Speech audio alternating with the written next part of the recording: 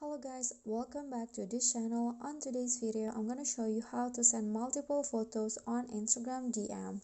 So if you guys wanna know how you can send more than one photos through Instagram DM, I'm going to show you that. So first open your Instagram and then here go to the direct message page. Just click on the top right message icon right here, and in here choose the account that you want to send a photo. For example, this one's right here, and then click on the photo icon at the bottom, and here you can just choose the photo that you want to send. For example, I want to send 5 or more photos, so you just need to click on the circle at the top of the photo like this, so it now number like this: 1 2 3 4 5 6. I'm going to send this 6 photo, and then at the bottom you will see the send option. So in this case, send 6, just click on that,